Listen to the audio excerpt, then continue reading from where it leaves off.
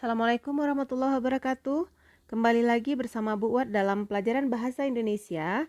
Hari ini kita akan mempelajari tentang cerpen atau cerita pendek. Materi yang pertama yang kita pelajari tentang cerpen pada hari ini adalah tentang unsur intrinsik dan unsur ekstrinsik cerpen. Kita bahas lebih lanjut. Cerpen adalah singkatan dari cerita pendek. Sebuah cerita pendek selesai dalam sekali baca. Biasanya terdiri dari 1.500 sampai 300 kata atau 6 sampai 10 halaman ketika kita mengetikkannya di kertas HVS A4 di komputer. Sebuah cerpen hanya berisi satu tema dan satu konflik saja. Dan cerpen bercerita tentang sepenggal peristiwa dalam kehidupan tokoh. Sebuah cerpen memiliki dua unsur.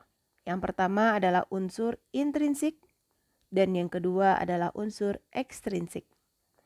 Unsur intrinsik adalah unsur yang membangun sebuah karya dari dalam karya sastra itu sendiri, artinya ada di dalam cerita. Sedangkan unsur ekstrinsik adalah unsur yang membangun karya sastra dari luar karya sastra tersebut. Ini berasal dari pengarang. Unsur intrinsik cerpen terdiri atas 7.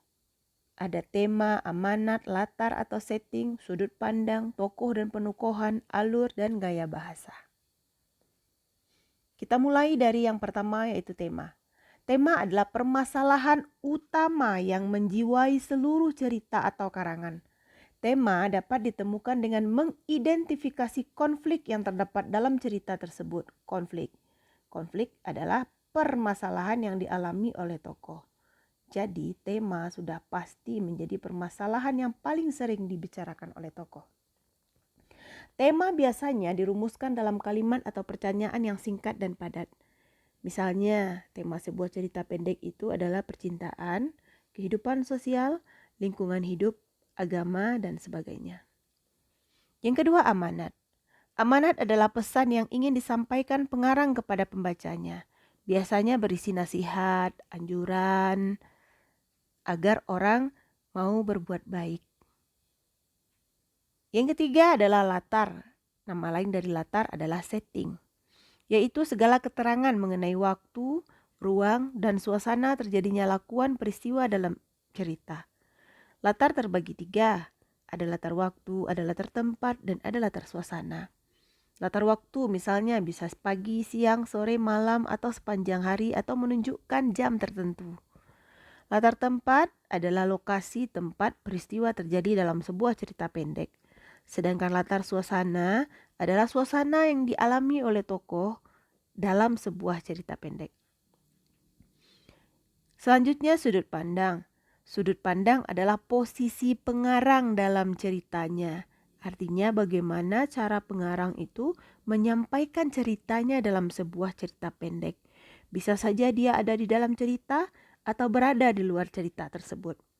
Sudut pandang yang perlu kamu ketahui saat ini terdiri atas 3. Yang pertama sudut pandang orang pertama, yang kedua sudut pandang orang ketiga, dan yang ketiga sudut pandang campuran. Kita akan bahas satu persatu. Sudut pandang orang pertama. Pada sudut pandang orang pertama, posisi pengarang berada di dalam cerita.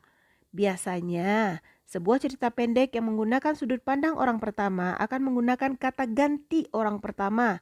Apa saja itu? Aku, saya, gue. Misal gini. Dalam temaram malam, aku duduk termenung di teras rumah. Kupandangi langit yang beralaskan bintang. Begitu menyejukkan mata. Nah, jika seperti itu pengarang menuliskan cerita atau orientasinya, itu menggunakan sudut pandang orang pertama. Bisa saja sudut pandang orang pertama itu si pengarang menjadi pelaku utamanya. Jadi ada sudut pandang orang pertama pelaku utama. Jadi si pengarang adalah tokoh utama dalam cerita tersebut dan dia menggunakan kata ganti aku atau saya. Ada juga sudut pandang orang pertama pelaku sampingan. Artinya si aku atau si pengarang itu bukan tokoh utama dalam cerita tersebut. Selanjutnya sudut pandang orang ketiga. Sudut pandang orang ketiga, pengarang berada di luar cerita. Artinya, penulisnya tidak terlibat dalam cerita tersebut. Dia menceritakan kisah orang lain. Biasanya dengan menyebutkan kata ganti dia atau menyebutkan nama tokoh. Contohnya begini. Siang itu, Mira sedang duduk termenung di teras rumahnya. Mira menatap langit yang beralaskan bintang. Hatinya begitu hancur menatap langit saat itu. Nah, dengan menggunakan menyebut nama kata Mira, maka pengarang menggunakan sudut pandang orang ketiga. Sudut pandang orang ketiga juga terbagi atas dua. Yang pertama, sudut pandang orang ketiga serba tahu. Apa maksudnya? Pengarang mengetahui segala tingkah laku, perilaku, keadaan lahir dan batin tokoh cerita. Bahkan pengarang bisa tahu apa yang disampaikan oleh hati dan pikiran tokoh yang diceritakannya di dalam sebuah cerpen. Yang kedua, sudut pandang orang ketiga terarah. Pengarang hanya sebatas mengetahui kondisi lahiriah dan para tokohnya, tidak tahu apa yang ada di dalam hati dan pikiran tokoh dalam ceritanya. Sekarang kita masuk kepada tokoh. Tokoh adalah individu rekaan yang mengalami peristiwa dalam cerita yang kita tulis. Berdasarkan peranannya dalam cerita, tokoh dibedakan menjadi tiga, tokoh utama, tokoh pembantu, dan figuran. Tokoh utama sudah pasti tokoh yang sering muncul di dalam sebuah cerita. Sedangkan berdasarkan wataknya, tokoh dibagi menjadi tiga, yaitu tokoh protagonis atau tokoh baik, tokoh antagonis atau tokoh jahat, dan tokoh tritagonis atau penengah yang menengahi permasalahan yang terjadi antara tokoh baik dan tokoh jahat. Penokohan adalah cara pengarang dalam menyajikan atau menggambarkan watak tokoh dan penciptaan citra tokoh. Penokohan secara umum dibedakan menjadi dua, penokohan secara langsung dan penokohan secara tidak langsung. Penokohan secara langsung, pengarang secara langsung menjelaskan watak tokohnya. Misalnya, Andi adalah seorang anak yang suka mengganggu temannya di sekolah. Jelas-jelas dijelaskan bahwa watak si Andi ini adalah anak yang suka mengganggu teman di sekolah. Atau tokoh A adalah orang yang cerewet dan suka mengadu domba. Atau bahwa fisik tokoh B adalah cantik, rambutnya hitam tergerai. Maka ketika pengarang menggunakan cara seperti itu, maka dia menggambarkan tokohnya secara langsung. Ada penokohan tidak langsung, artinya watak tokoh tidak disampaikan secara langsung, tersirat. Bisa dari pikiran tokoh, bisa dari ucapannya, bisa dari tingkah laku, bisa dari lingkungannya, bisa dari tanggapan dari tokoh lain, atau malahan dari keadaan fisik tokoh. Contoh, Ibu berikan contoh dari pikiran tokoh. Sambil duduk, Andi merenung. Memikirkan kenapa dia harus marah-marah di kantor siang ini. Dia benar-benar tidak bisa meredam emosinya. Nah, itu menunjukkan bahwa si Andi berwatak pemarah. Berikutnya adalah alur. Nama lain dari alur adalah plot. Alur adalah rangkaian atau jalinan antar peristiwa. Sebuah cerita sebenarnya terdiri dari berbagai peristiwa yang memiliki hubungan sebab akibat. Misal, karena ada peristiwa satu, maka lahirlah peristiwa dua. Contohnya, di dalam sebuah cerita misalnya ada peristiwa tinggal kelas. Maka akibatnya muncullah peristiwa dua, yaitu tokoh menjadi frustasi. Nah, jalinan sebab akibat antara peristiwa satu dengan peristiwa dua itu disebut dengan alur. Kita masuk jenis-jenis alur. Ada alur maju, alur mundur, dan alur campuran. Sebuah cerita beralur maju apabila ceritanya bergerak maju dari awal sampai akhir. Sedangkan sebuah cerita beralur mundur apabila peristiwanya bergerak dari waktu kini ke waktu lalu. Kalau alur campuran, dicampur antara alur maju dan alur mundur.